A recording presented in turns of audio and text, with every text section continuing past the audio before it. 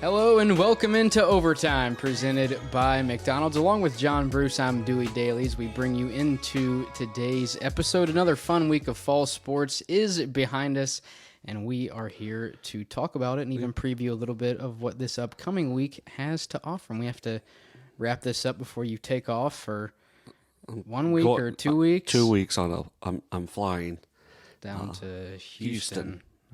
Yeah, going to Houston. We'll still have the regular shows and not sure exactly what the we're gonna figure out the format of it. It's gonna look great. Be prepared for some dogs to be in the background. I might be at the beach one. That'd be fun watching you ride a wave. Yeah. So Galveston Island, I don't think it's still like it, but a few years ago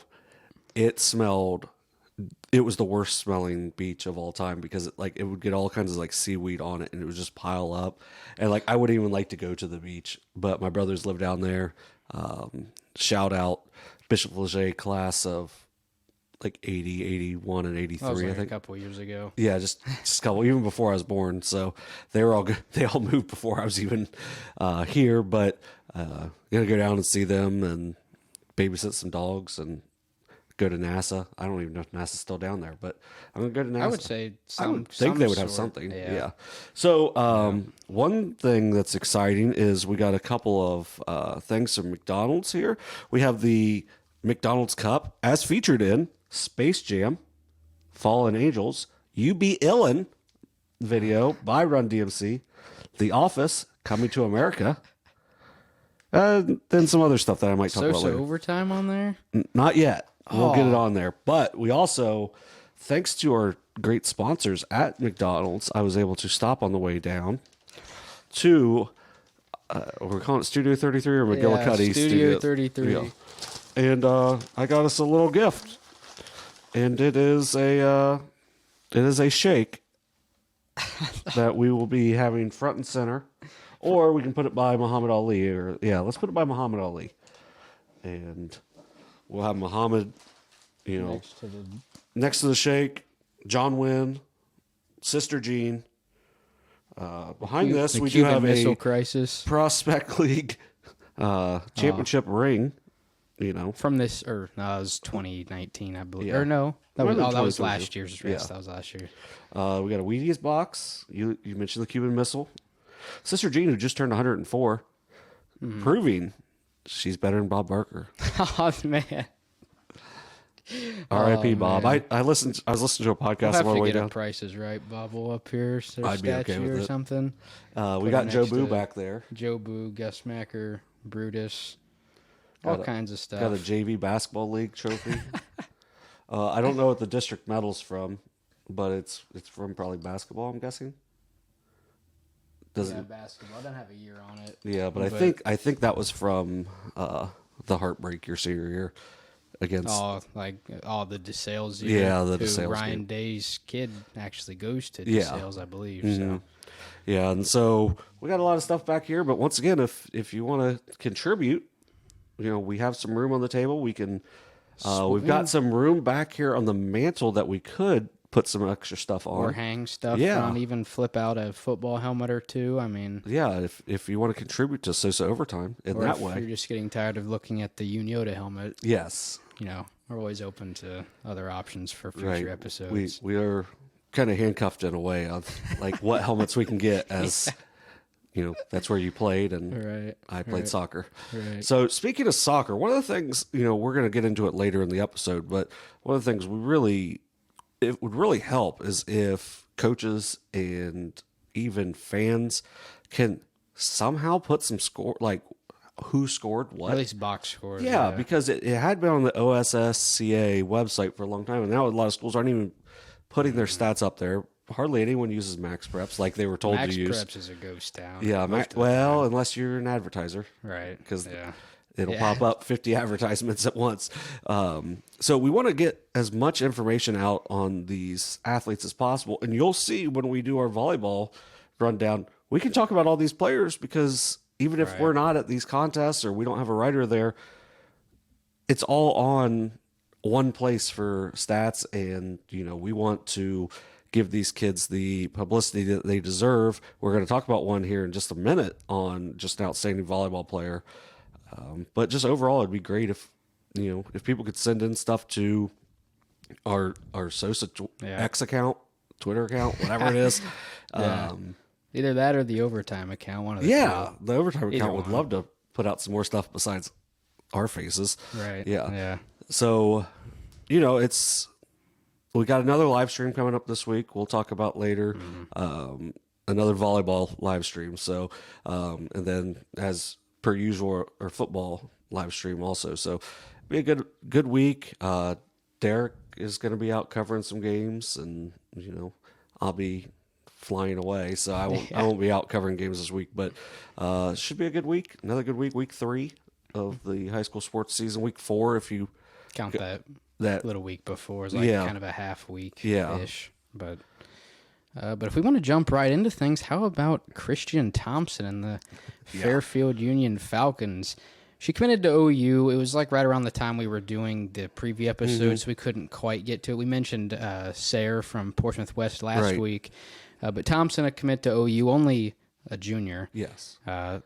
98 kills this season through 12 sets. That's 8.2 kills per set. Last year she had 366 and averaged 4.7 kills per set. So obviously right now on pace to more or less double that, which would be incredible if that pace was kept up for the whole season.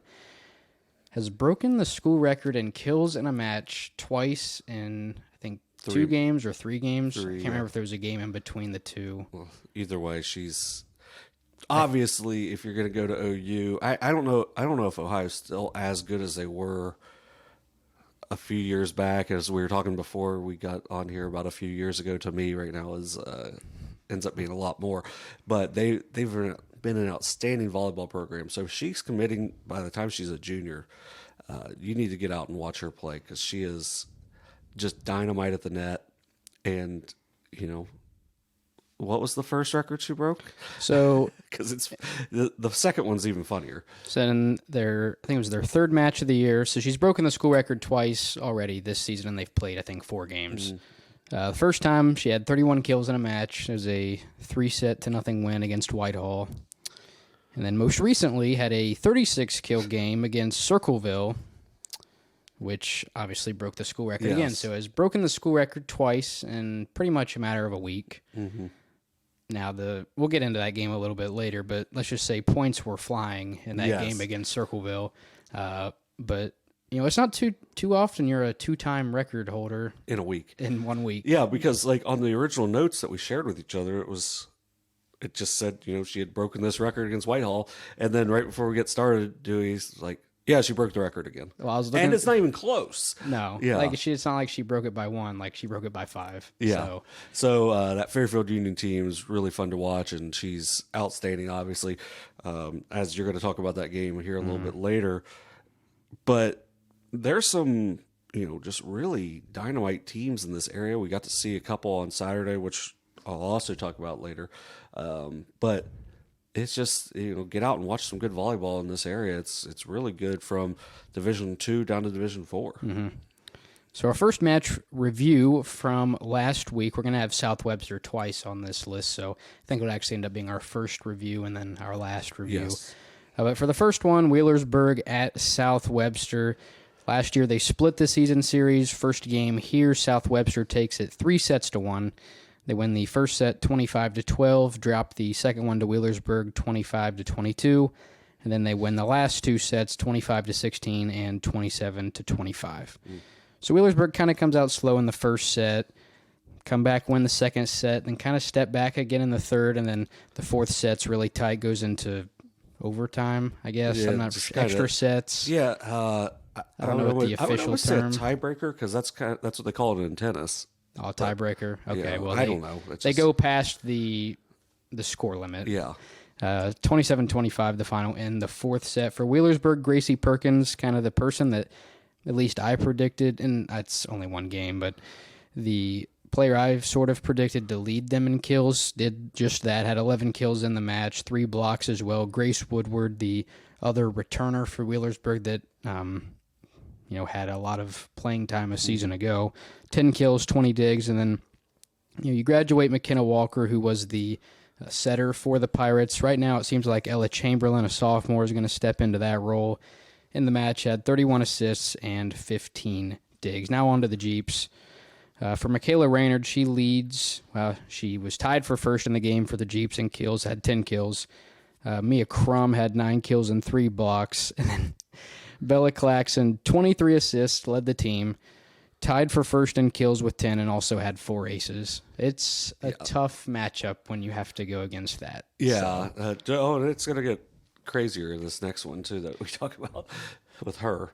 So Wheelersburg drops the first one to South Webster, but I will say, circle your calendars, September 14th at Wheelersburg is going to be the next time those two teams match up. I will say I don't want to say I expected Wheelersburg to get 3-0'd, but those scores were a lot closer. But, we've mentioned it before, it's Wheelersburg, so even though they graduated a lot, they're going to find people to step in, and that's just kind of how it is. So. Yeah, they're one of those we don't rebuild, we reload schools, and they are. It seems like, outside of that first set, the first set just kind of almost seems like an outlier. Well, it was their first set of the year as well. First game, first set. So, but about a month, about half of a month from now on September 14th, they're going to match up again. It's going to be at Wheelersburg. And that's not quite at the end of the year, but I'd say that could potentially be the SOC2 title game. For Wheelersburg, it's either going to be, I should say for South Webster, it's either going to be you win it outright or you share it with Wheelersburg. And I don't know if they have a tiebreaker set in place or if it's just share. I think they just share.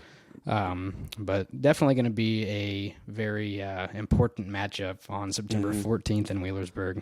Yeah, for sure. There's two really good, well-coached teams, too. So I could see that being a very tight matchup when it gets down to the Berg as well. So moving on to our next match with Unioto at Chillicothe. Unioto won the match 3 sets to 2. I don't know what. Either way, Chillicothe looked to be in complete control early. They won the first 2 sets 25-14, 25-21 before Unioto started off the third set with senior Morgan Daniels, who served 16 consecutive points to start the third set. Yeah, so she's got a really tough serve. She'll have a lot of errors, not a lot of errors, but she'll have some errors because she's so aggressive with her serve. But when she gets it going and over, it's really tough to slow down. I believe she had 4 aces in the match. I don't know how many were at that time. I just know that she was really putting them in a really good position. For the Tanks, they won the next 2 sets in pretty dominant fashion, 25-7 and 25-16 before a tight 5th set. In the 5th set, they ended up winning at 15-12 on a big kill from sophomore Zoe Detweiler. One of their players where I believe in that match they played 12. They just were able to play 12 players more than one set. So they're getting these people into the groove of, and this is a massive rotation that they're throwing out there. But for them, that's, maybe somebody's off one night and you can go elsewhere. And then you got a player like Detweiler who comes in and, has a big kill to end the match. And it was, so I saw the play.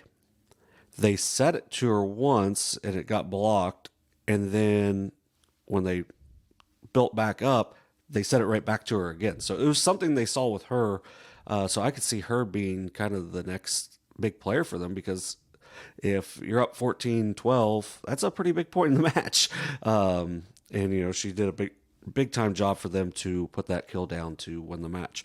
For the Shermans, Ella Cutright had 20 kills, and Madeline Wetzel and Emma Speck combined for 45 assists in the match for the Tanks. So that's, I know it was Wetzel and Abby Marshall last year. I know they're using Marshall a little more as a hitter this year. And, they moved Emma Speck from the back line up. And so far, it seems like it's paid off well for the Shermans, as those two are both handling the ball really well. Now, for the Cavaliers, Avery Cox passed out 34 assists to lead the match. And they were led by Evelyn Hammond, who was only a freshman, and Addison Smith with 12 kills apiece. So that's that. So they could play again because the Union Invitational that is this coming weekend that Chillicothe is also in, so you could see them play one more time, which would be a 3-setter at that point, which if it's 3 sets, Chillicothe wins that first one. Right. Yeah. Right. So is that like a tournament type? Yeah, it's 8 teams. So it's like the Maui Invitational in basketball where, they play 4 matches. They play in the 2 gyms.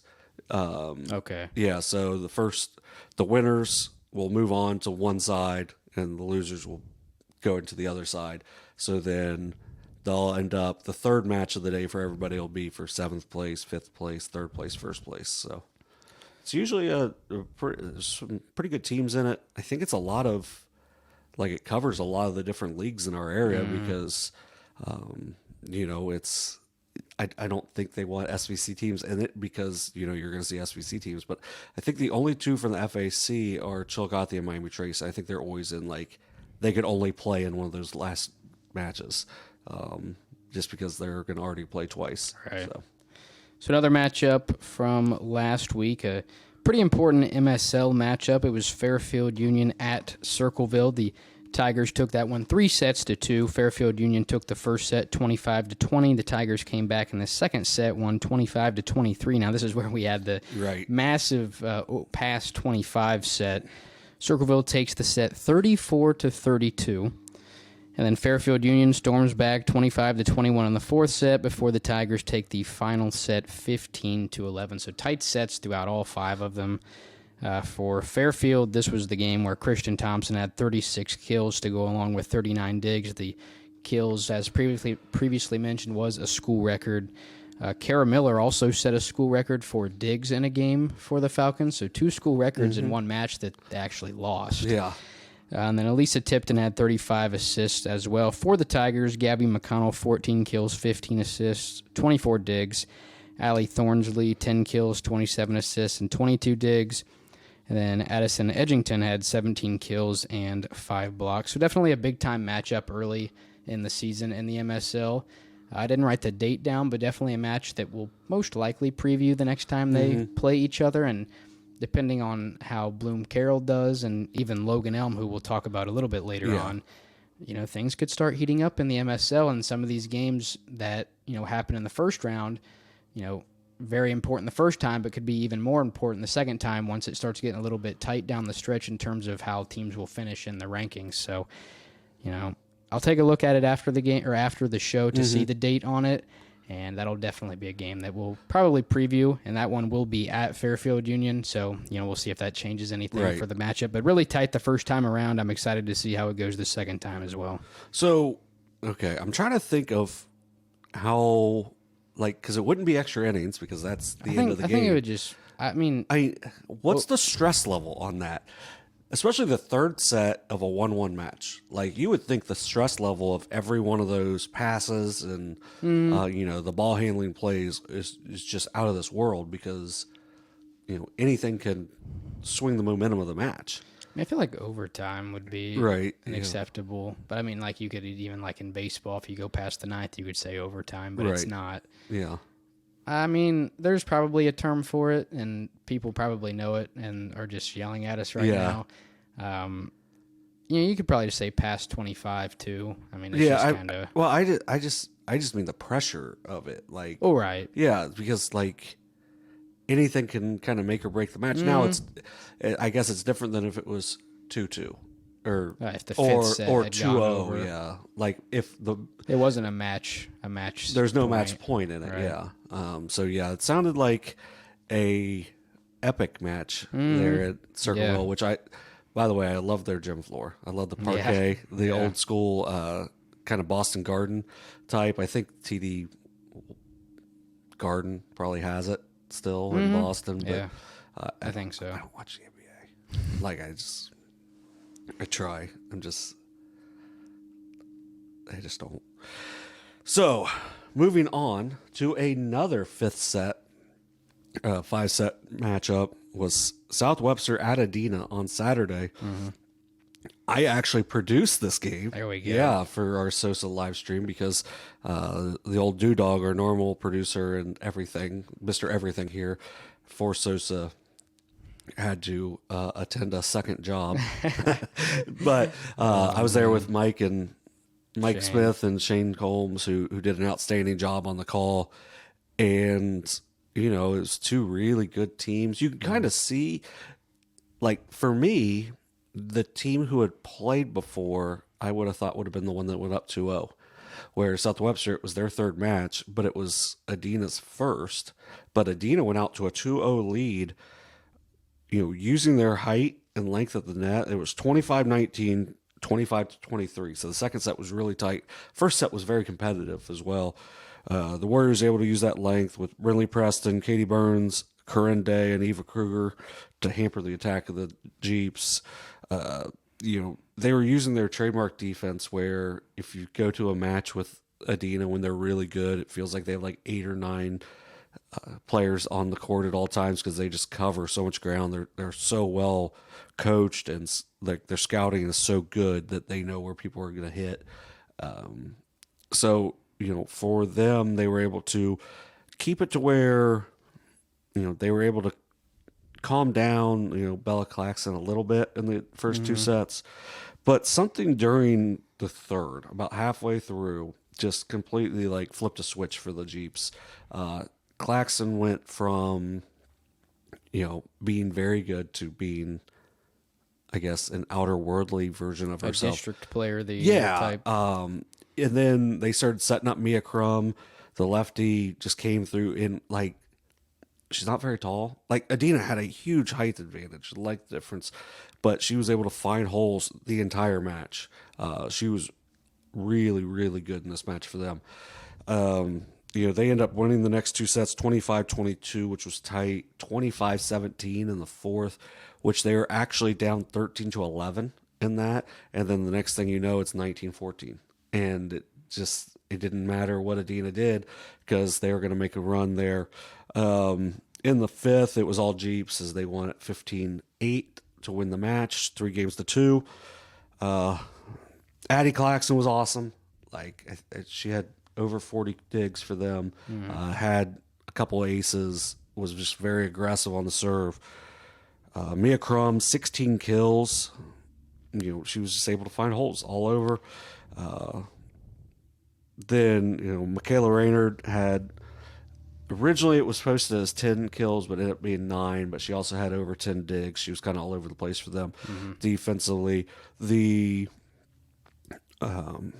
Warriors were led by Brinley Preston with 17 kills, which I thought, when I saw her last year, I thought she was more kind of that middle blocker area where she's going to, take swings when she gets them, but they're not really going to play to her as much. Right. And she was dominant early in the match, but the Jeeps defense did a really good job of limiting her chances after that, which is something that before the last few years of working here for the Southern Ohio Sports Authority, I wouldn't have noticed, like, because I would watch volleyball, but not like really kind analytically. Yeah.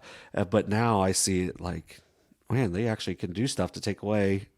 Like why, before I would have been like, why are they not setting her up for these hits? Well, the Jeeps are loading that side and trying to make someone else beat them. Grace Townsend had another really good match. She had 29 assists for the Warriors.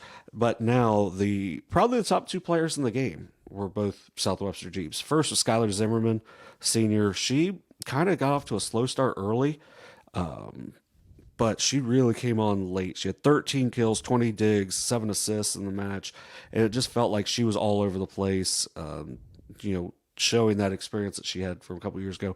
And Bella Claxton, I mean, she's so good. It kind of goes without saying at this point. So she had a couple of service errors early, which may be the only downfall to her game that day.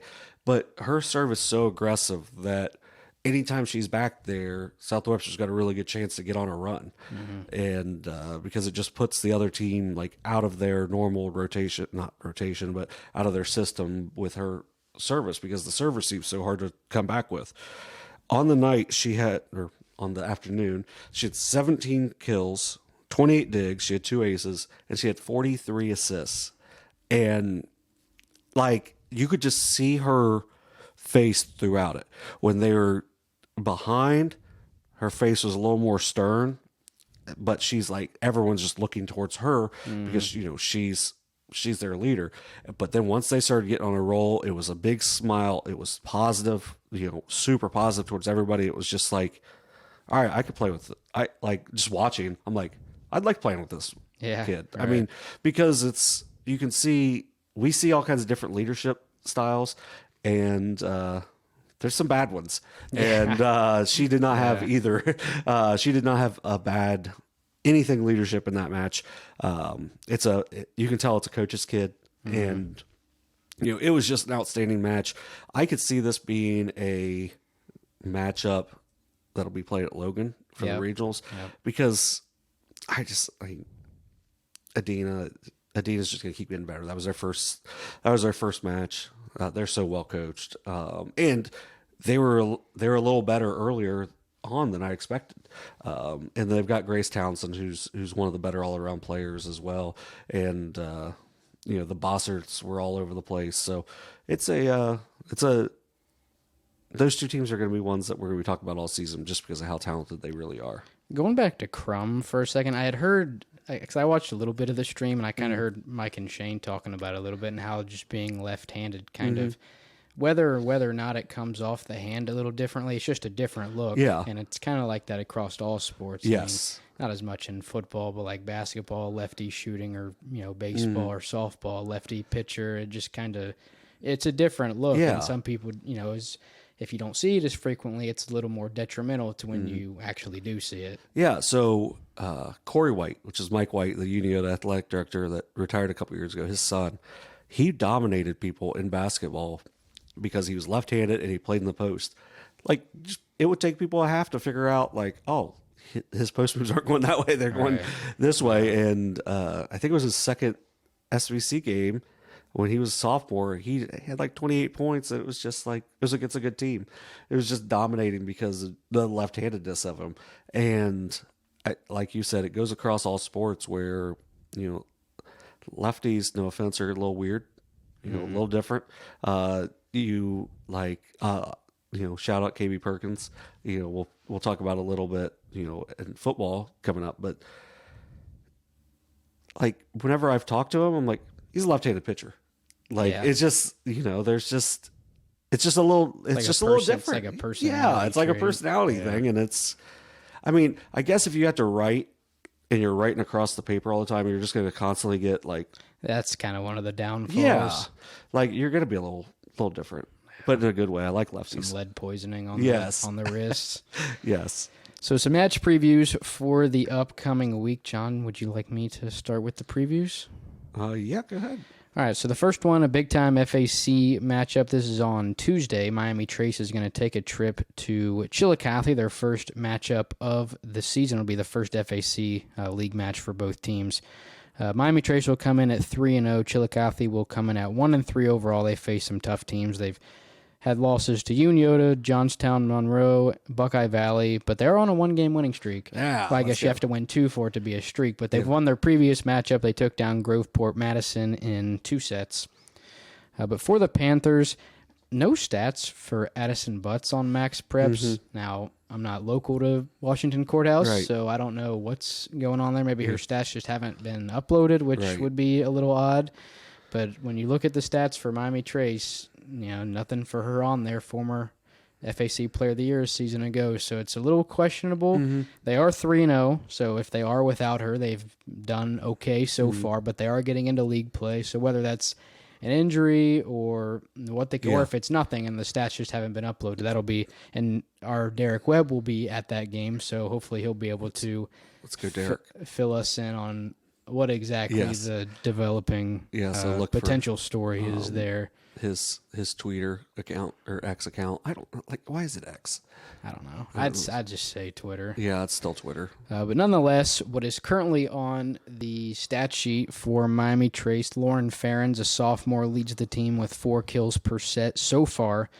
Riley Vincent and Cecilia Robinson both are up north of 2 kills per set, so they've been able to support her a little bit. And then Kylie Yeasel has been averaging 10 assists per set, so those are just some names to look out for in the matchup for for Chillicothe. Avery Cox, we kind of expected her to be in that setter role, has been averaging 7 assists through the first four matches. Evelyn Hammond, one of those players that in the previews, not able to talk about because it's an incoming freshman, and it's just you don't really know that much about the incoming class. And so far has had 30-plus kills through 4 sets, or excuse me, through 4 matches. So definitely a name you're going to want to watch out for. Now, were the Saturday, do they have 2 or 3 Saturday matches? Well, I know the one against Groveport definitely was because it was 2-0. Yeah, so the other ones I'm not and then sure. that's something you got to look at too with some of those with the matches is some of them were shorter. Right. Some of them were only 3 setters instead of 5. So or 2 right. instead of 5. Yeah. So it's then Sophie Mickey and Addison Smith are 2 other players to look out for. They're both north of 20 kills through the first 4 matches. It kind of goes without saying how important that matchup is. I would say those are probably the top 2 favorites in the FAC going into the year, or at least that's how it was for me. Those were the 2 teams I was deciding by, and I picked Chillicothe. So hopefully the Cavaliers can get it done for me, but we'll see what happens this Tuesday at Chillicothe. Yeah, so that should be a big matchup. It'll be interesting to see, if we hear from Derek on an update on Addison Butts, and we'll see kind of where the Panthers are at this point in time. Right. So should be a good matchup. I think it's going to be a lovely day in Hatton Gymnasium. So that's always a good thing. A lot of natural sunlight in there. Yeah.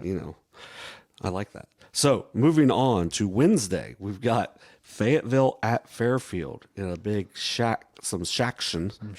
Yeah, we've got a big shack matchup, not only for the standings, but for Dewey.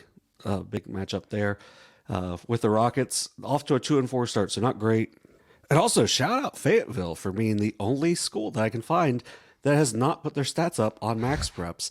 And not only that, they haven't put them up on shackathletics.com, the greatest Shack website there is. Yeah.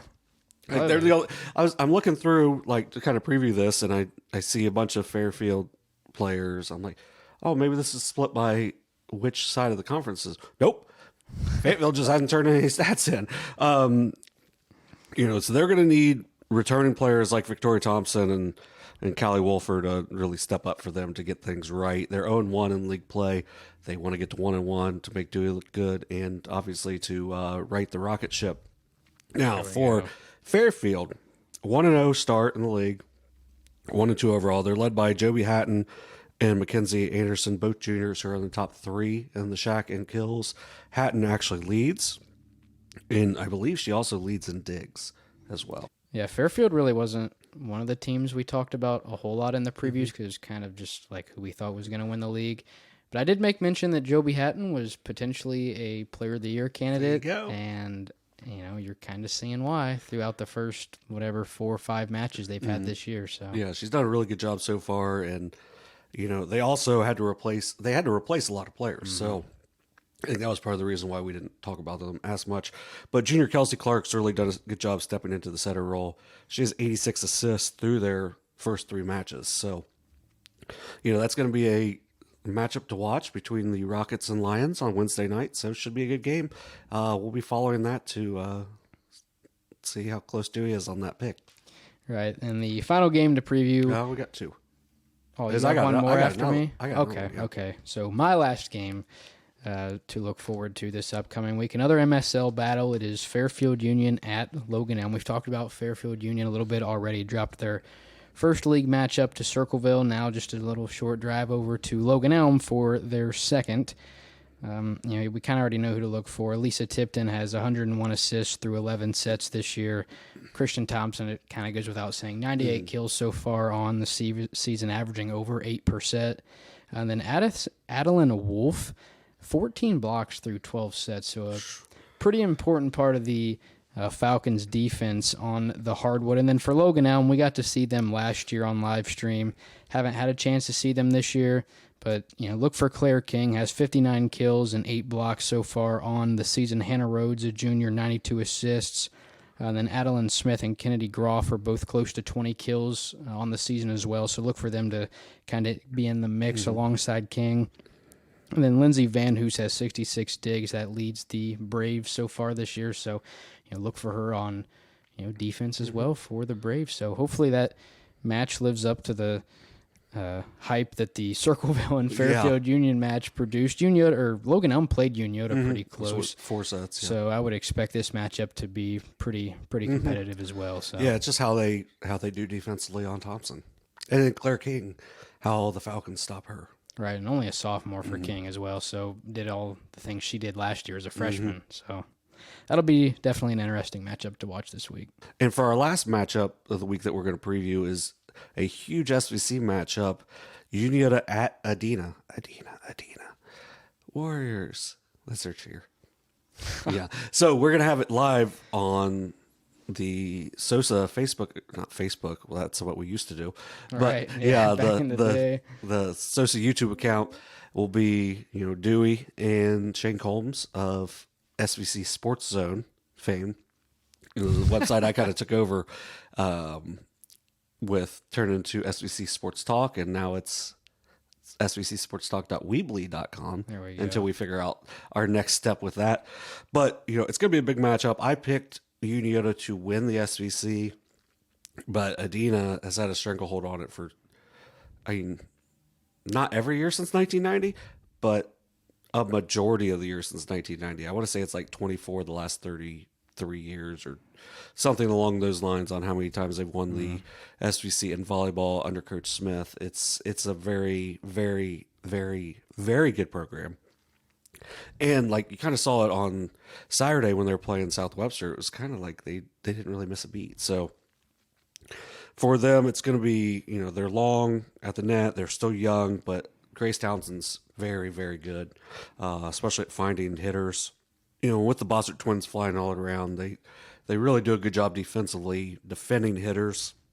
If Day, Kruger, Burns, and Preston can really make life difficult for the Shermans at the net, and, with Wetzel and Speck for Unioto setting, making them have a harder time reading where they should go with the set, it can merely, give the Warriors a head start. Now, one big thing for Unioto is they've lost the first set of each of their 2 matches so far. They dropped the first 2 to Chillicothe. They had to win. It was an extended set against Logan Elm in the second. I think that's the best term, extended set. Yeah, I like that. That was off the old top of the noggin right there. There we go. So for Unioto, they got to get out to a better start. That was one of their bugaboos last year, was they would get off to slow starts at times. So Bugaboo is a great song by Destiny's Child. You're welcome. Look it up later. I don't even know who that is. It's Beyonce's girl group before she was just herself. Yeah. Unioto has a lot of depth and talent. As I mentioned, they play 12 people. They have a Megan Miller that really covers a lot of ground in the back. Wetzel and Cutright do a good job there as well. Jade Stewart, Allie Park, Kyra Stolley, Abby Marshall, just a lot of different kids that can really do a lot of stuff for them. Should be a really good matchup. Both teams are very aggressive with their service. So serve receive, to me, is going to be the biggest part of that match. So it should be one to watch for sure. All right, so when we look at boys soccer, we have a handful of games that we're going to review from the previous week. The first one being Unioto at Chillicothe. They took that one 2-1. It was their second straight win over the Cavaliers. Chillicothe hasn't won that matchup since 2019, so it's been about 4 years since their last win. They did have a tie in 2021, so that's why it's not a 4-year winning streak for the Shermans. But for Unioto in the game, Lucas Haynes with both goals. I believe one of those was a penalty kick. In the first. Yeah. And then for Chillicothe, Carter Dunfree with their only goal. And I think that was also a penalty kick. I love so many penalty kicks. A lot of penalty kicks in that game, accounted for 66.7% of the goals in the game.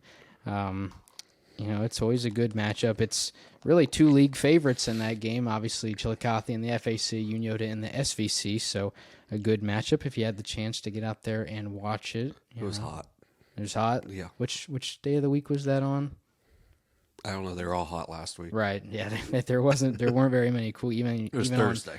well, even on Friday, a lot of the football games got moved back as well. So, and that game was on turf, which doesn't help at all with the heat. So, but yeah, nonetheless, Unioto 2-1 over Chillicothe, one of the bigger games last week. We previewed it the week before.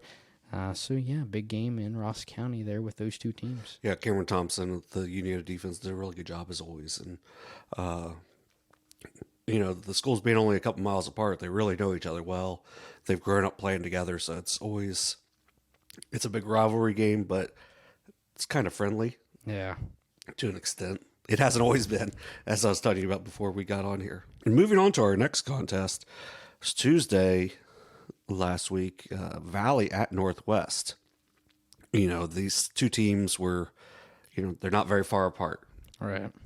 Just kind of, you got to just cross the highway or highways, I guess you got to cover 23 and 104, but it's just right down the road from each other. So it's a pretty good rivalry. Valley came in, they had not played yet. I'm going to get to their schedule in a minute because it's crazy. And then Northwest started off 1-0 with a 10-1 victory over Portsmouth. But in the early going, neither team could really get anything going. Offensively, I thought they were feeling each other out pretty heavily. Valley's jaking right out, and Braxton Dillo did a really good job defensively, slowing down the attack of Caleb Lewis and Jay Jenkins for the Mohawks. But with about 25 minutes left in the match, after it was scoreless throughout, Lewis sent a cross in, and sophomore Cayman Atkins got fouled in the box, but he wasn't the one to take the penalty. Now, I don't love penalty kicks, but he got drilled. It was very obvious. On the penalty kick, Valley's Aiden Gray did a really good job of deflecting it away, but Cayman Atkins he wasn't pouting because he didn't get to take the kick. Flew in, slotted it into the side netting to earn the victory for the Mohawks on the day. Now, I talked about the scheduling. For Valley, they start with Northwest, Minford, South Webster, and Wheelersburg. For a team that's very young, that's just not an ideal start. So keep an eye on them throughout the season. We'll talk about Northwest a little bit more here in a couple minutes, though. And for our last game from the previous week was Gallia Academy at Jackson. Now, Gallia, the defending OVC champs, also district champs a season ago, and Jackson really coming into the year, I don't want to say they weren't expected to win the FAC, but definitely weren't favorites, I would say. I mean, Chillicothe with the player of the year coming back in Caden Cook, you kind of expected them to take it. But Jackson with the 2-1 victory at home. Cooper Moore with both goals for the Ironman. Lyric Malone had an assist on one of those. And then Beckett Camden with the lone goal for the Blue Devils. So definitely a big win for Jackson. It kind of makes you question where Gallia's at. Now, they haven't started league play yet, so we'll kind of see where they're at once they start playing teams within the OVC. And kind of the same thing goes with Jackson, as their first FAC match is with McLean this Tuesday. So we'll kind of see where both teams are at in terms of their league. But definitely a big win for Jackson in the non-league as they both start off the seasons against one another. So yeah, and Camden scored early. I just kind of laughed because I was like, oh, of course, just picking right up. But Jackson did a really good job defensively to slow him down after that to get the hard-fought victory. Now, going to noteworthy games this week, we got a big SOC matchup on Tuesday. Northwest at Minford. Northwest will be 3-0 when they go into the game, scoring 21 goals, only giving up 2 so far. The Falcons are 3-0-1 while outscoring their opponents 26-4. Now, this is going to be a really good soccer term for you. The Falcons were upset. How can you be upset when you're 3-0-1? Well, here's how you can be upset, because you tied West. Going back to 2014, the West Senators have not won more than 2 games in a season. They have won 2 games once. They've won 1 game multiple times and 0 games multiple times. Going back until their last winning season, which was 2005, West had not beat the Minford Falcons. Now, they still didn't beat them. Yeah, but in the 34 regular season games, Minford was 33-0-1 against West. That's an upset. Like, I know it's not a loss. It's not a loss, but that is huge when it comes to SOC2 because now they're going to have to win all their matches. Yeah. Because, okay, you tie Wheelersburg. You'd have to beat them the second time. So I guess they can get away with going 1-0-1 against Wheelersburg. But, they're going to need to win all these matches. And I mean, with South Webster, how well they played against Wheelersburg last week, they're definitely going to be in the mix as well. And Northwest is as well. So, for the Falcons, Miles Montgomery has 5 goals so far in the season. Gavin Downey 4 for the Mohawks. Caleb Lewis leads them with 9 goals, while Jay Jenkins has 5. And then one of the things to really look at that I think is interesting also is for Minford, they have 3 different goalies with 3 or more saves. So they're trying to just find their new goalie. So, will they feel comfortable with one going into that Northwest game? Right. But one thing to point out, after, I believe it was Thursday, Minford tied West.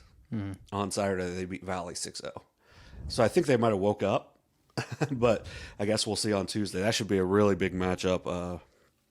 2 really good soccer programs at this point. So, yeah, I think that'll be a good one to watch. Yeah, and just roll right into your set because I know you had both previews for this week. So, and then Wednesday is, I don't know how good of a game it's going to be. This is what I mentioned to you when we were talking about games to preview, but Westfall at St. Trace. And for Westfall, I talked about them. This is probably going to be their best team they've ever had. They're 1-1 so far. Kind of, I think, disappointing that they tied Logan Elm. Ended up losing to Circleville in a really good game this weekend. So they're not too far off. Zane Trace, we're taping on Monday, so they're playing tonight. They hadn't played in 2 weeks. So will Zane Trace have some rust? You can knock some off by playing tonight against Amanda Clear Creek, but how is Zane Trace going to react to not playing for such a long time? In their win, it was a 3-0 win over Logan Elm. Reese Allen had a hat trick, so he had all 3 goals. For the Mustangs, they've scored 7 goals. They've only had 2 players that have scored, with Henry Barnes with 4 goals, Sebastian Levy with 3. So, the goalies are pretty even. Brady Mullins for Westfall is very good.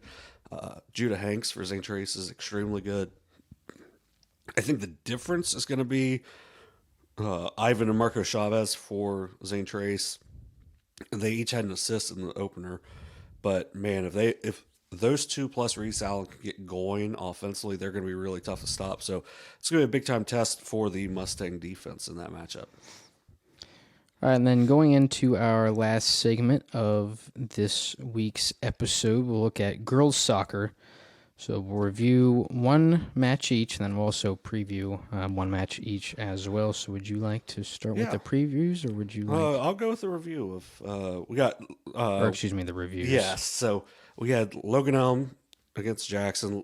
Not Logan Elm. Logan against Jackson. Logan won 1-0. Big thing to me in that matchup was Maddie Walburn for Jackson had 15 saves.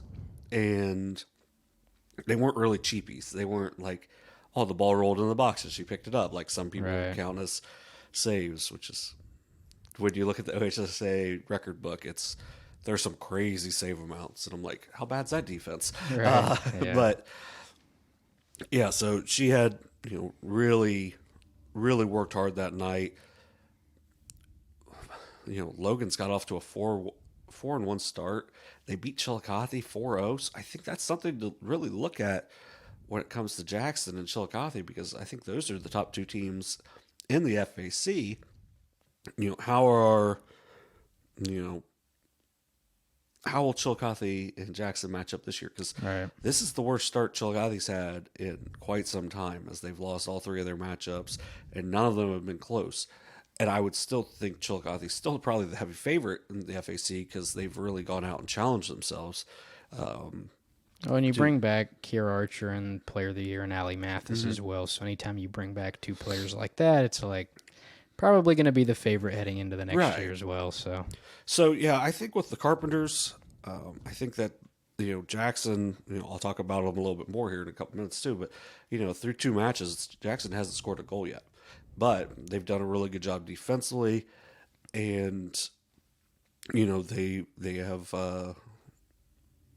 Really made it to where with Matty Walburn and their defense, they're going to be in a lot of these matches. Once again, this goes back to what I said at the beginning about like getting information. Like we looked for 20 minutes before that we couldn't find anything on this match. Right. Other than I found that Walburn had all their saves, and for Logan, we'd like to be able to give him a shout out here, but. Outside of their 4-1 start, which is against good teams as well. So I knew they had a lot coming back. That Logan team is very strong. And one thing I will say, I know you're a big soccer guy. If you got to watch a game, I'm going to say at Wheelersburg, get to watch on the turf at Wheelersburg, and then you went and watched on the turf at Logan, you'd be like, how are these like regulation size fields? Because Wheelersburg's isn't like it is, but because of their space limitations, it's pretty tight. Logan's field is absurdly huge. Like it's super wide. And it really makes like when teams get to the districts to play those matches there, it really makes things interesting there because just how big the field is, right. And how much extra running these kids have to do. So it is really difficult to play at Logan as well. So, I'd like to get out and watch Logan. I know they play Unioto coming up here in a few weeks, so that should be a big matchup in girls soccer. And then heading over to the Mid-State League, one of our match previews of last week has now made it to our reviews of this week. It was Teays Valley and Fairfield Union previewed to be, and as it probably will be, one of the bigger matches in the MSL on the season. Teays Valley takes it 2-0, so Fairfield Union shut out. Could not find who had the 2 goals for Teays Valley, unfortunately, but I did find some other stuff that I found interesting. Excited. So for Teays Valley, it was their first win over Fairfield Union in girls soccer in 12 years. Their last win against Fairfield Union was a 4-2 win on October 6th, 2011. At that time, the iPhone 4 was the current iPhone released.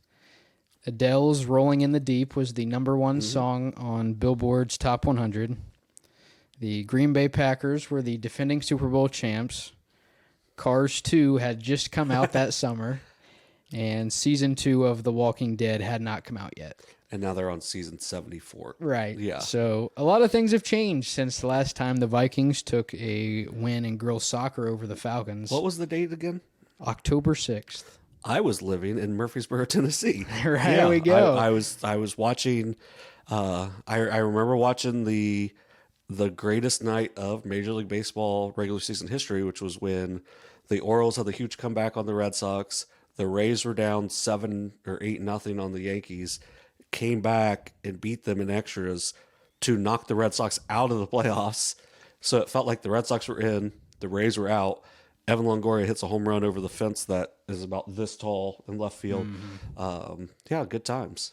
Yeah, so it's been a little while. Teays Valley picks up a big win, not only just for morale, but in terms of the MSL rankings, and I think that'll be one that you look back on at the end of the year, like, okay, this had a big impact on what the rankings look like now, so we'll see how that kind of plays out. Obviously, both teams still have to play Bloom Carroll, who, in my opinion, was the heavy favorite heading into the year, but, I mean, we'll see. It's still early in the year, so they only play each other once throughout the season, so they're not going to meet up again, at least in the regular season. But I think Teays Valley is actually D1. Yes. So that's it for those two. Yeah, I had seen a couple things about how huge of a win it was for Teays Valley, but I didn't realize it had been so long. So, good stuff there. Also, I was slinging insurance at the time. Shout out Liberty National. Liberty Mutual? Nope, Liberty National. Shocker on why we couldn't sell it because no one's heard of it. And guess what? It was a pyramid scheme. Didn't make much money off of that. Didn't find that out till later. Kind of going on to some noteworthy games this week. I'll take the first one. We'll go look at Thursday. You got Hillsboro at Jackson. Both teams have, at this point, on Monday, winless. But I know Hillsboro's got a couple games they played before. They've only played once, so neither team scored on the year. So not going to be able to talk big-time scores in this one. But both teams want to be right in the thick of that FAC race. And I'm sure they're looking at what, Chillicothe has done so far. And like, oh, maybe this is a year we can do it. I wouldn't, really go too far in advance on that, but that can give them some confidence. So I think this is going to be a big-time matchup at Jackson. Hillsboro plays on natural grass. So them going onto the turf of Jackson will definitely be something they'll have to adjust to pretty quickly. Both teams have had trouble scoring so far, but both teams have outstanding goalkeepers. Jackson's Maddie Walburn and Hillsboro's Phoebe Holland do a good job in between the pipes. Their defenses are good. It's just going to be I'm going to predict a defensive matchup, but maybe it's one of those things like almost like seeing a 3. You make the first one, right? You think the rest are going to go in, but maybe that'll be like that for goal scoring for these two teams. As they have not gotten off to a quick start scoring, but they've played some good teams so far, and I think this will be a matchup to watch. As maybe this is how we're going to see who the main competitor with Chillicothe is for the FAC. And the last match coming up on our schedule for this week, also on Thursday, South Point at Rock Hill. Now, in 2022, both of those teams were the top 2 in the Ohio Valley Conference. Rock Hill went 8-0, South Point 6-2, and everybody plays each other twice. Not every team in the OVC has a soccer team, or at least has a girls' soccer team, which is why I think some have co-ed. Right, kind of how Valley does theirs. Yeah. But for South Point, their only 2 losses last year were to Rock Hill. It's the first OVC match of the year for both teams, so pretty important matchup. Both teams coming off of good years last year. For Rock Hill throughout the non-league season, Emma Scott has led their team in goals, and for South Point, who you picked to win the OVC, it's been Jasmine Jones, who as a junior has 4 goals through the first 2 games. It kind of goes without saying how pivotal this matchup is in the OVC, as really most of our games to watch this week have been pretty important in terms of league rankings. So I think that'll be one to look at, and it'll give us a good idea where both teams are sitting in comparison to last year. So yeah, it's kind of like volleyball. This week starts league play. Soccer league play is getting started in some leagues, and we're 1 week away in football from league play starting. So where we've been picking out kind of the best non-league games, we still may be doing that at some point in the future, but getting into league play, pretty important matches coming up. And John, I believe with that is all we have on this episode of Overtime, unless you have any clarifying thoughts or...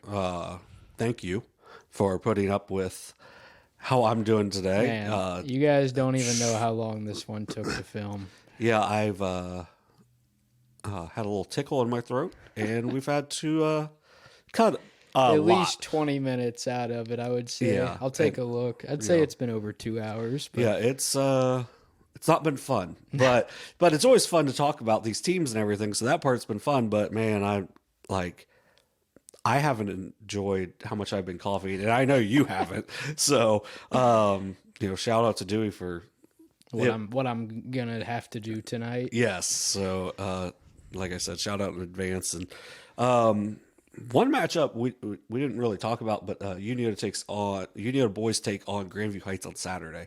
Grandview Heights, 2-time defending state champions in Division III.